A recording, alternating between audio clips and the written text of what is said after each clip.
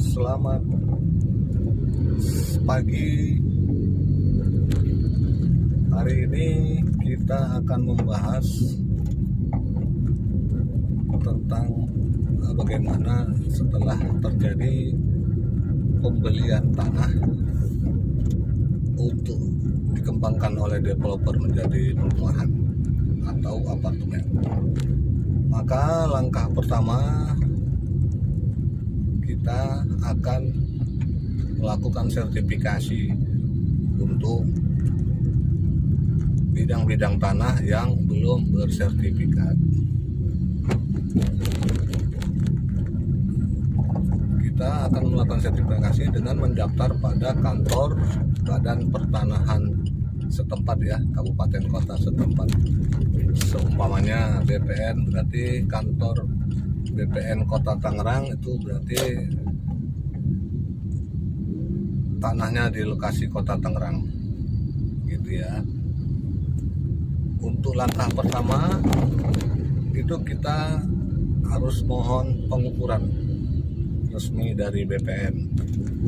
Nah, ini hal yang penting diingat bahwa sekarang Badan Pertanahan Nasional BPN itu khususnya ya, yang saya ketahui di sekitaran Jakarta atau Pulau Jawa itu sudah mempunyai alat yang canggih ya, GPS.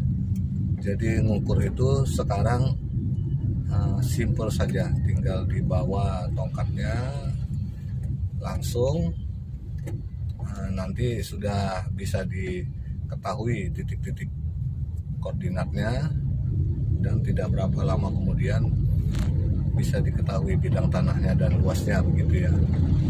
Kalau dahulu itu mungkin ya, atau sekarang masih ada, saya juga nggak paham. Kalau di daerah-daerah terpencil mungkin masih pakai teodolit atau tenol atau pakai manual meteran.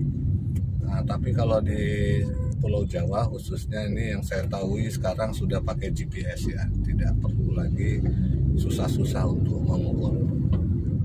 Jadi kita mohon ke BPN untuk dilakukan pengukuran pada bidang tanah yang sudah dibeli oleh developer. Itu merupakan tugas legal perusahaan untuk mengawal pengukuran, sekaligus mengkondisikan pemilik awal atau utusan dari PT selaku penunjuk batas. Pengukuran ini juga nanti setelah berkas-berkasnya lengkap ya, saya sampaikan juga berkas-berkasnya itu lengkap dulu dari kelurahan gitu ya, baru dibawa ke BPN. Setelah dilakukan pengukuran itu nanti ada retribusi ya untuk pengukuran, ada retribusi nanti dibayarkan, terus akan menuju proses sertifikasi ya, panitia A. Proses sertifikasi, pemeriksaan berkas, untuk kemudian nanti ada biaya lagi BPHTB ya, yang harus dibayarkan pihak pemohon sertifikat. BPHTB ini adalah biaya perolehan hak atas tanah ya. Nah, kalau untuk ke PT, ke developer, nanti akan dimohon seperti apa. Misalnya untuk bangunan nanti akan keluar sertifikat HGB gitu ya. Kalau untuk perkebunan itu biasanya dipakainya HGU, hak guna usaha. Kalau untuk perorangan pribadi itu nanti sertifikatnya bentukannya itu adalah SHM, sertifikat hak milik. Tingkatannya juga berbeda ya, sertifikat hak milik, sertifikat HGB, HGU, dan sekarang ada satu lagi yaitu SHS MRS ya, SHMRSS ya, yaitu sertifikat atas satuan rumah susun ya.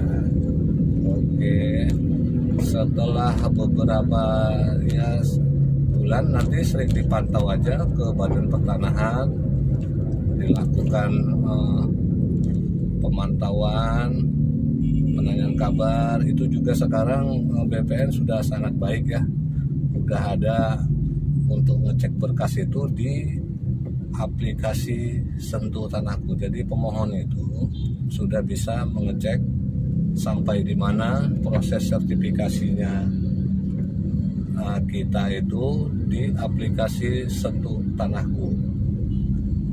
Selanjutnya nanti setelah jadi bidang-bidang tanah tersebut sertifikat ya, setelah beberapa waktu, nah ini baru nanti selanjutnya kita akan memohon kepada instansi, untuk instansi PUPR ya, kalau di sini ya PUPR, tata ruangnya ya PUPR atau tata ruang atau dinas bangunan, kadang-kadang tergantung kabupaten kota namanya bisa sedikit berbeda-beda ya.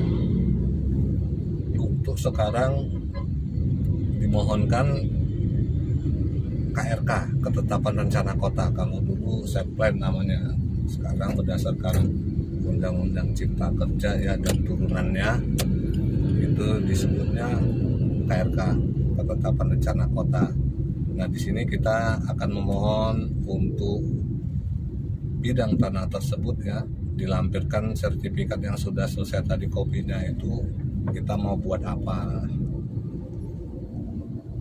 rencana, gambar rencana kita mau buat apa itu dilampirkan, nanti akan diproses oleh kantor instansi pemerintahan setempat ya. Kalau di Tangerang kita pakainya bisa Simponi yang juga sudah aplikasi Simponi ya, dan juga sudah tersinkron dengan aplikasinya PUPR, bangunan gedungnya ya, PBG sekarang namanya itu PBG ya. Jadi kalau di Tangerang atau di Tangerang Kota khususnya yang saya ketahui itu bisa pakai aplikasi Simponi, bisa didaftarkan akunnya melalui laptop, masukin persyaratan-persyaratannya semua,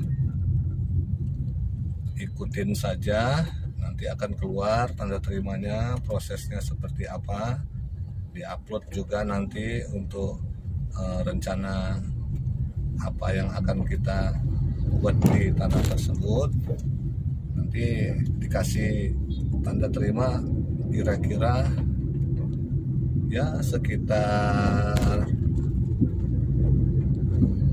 2-3 mingguan lah begitu ya, atau bisa lebih bisa kurang tergantung ada perbaikan berkas atau enggak. Itu KRK sudah bisa diterbitkan oleh pemerintah kota, khususnya Kota Tangerang, dinasnya PUPR dan tata ruang kalau di Tangerang Kota, atau dinas bangunan di Tangerang Selatan. Itu dulu, kita sambung lagi nanti di season berikutnya.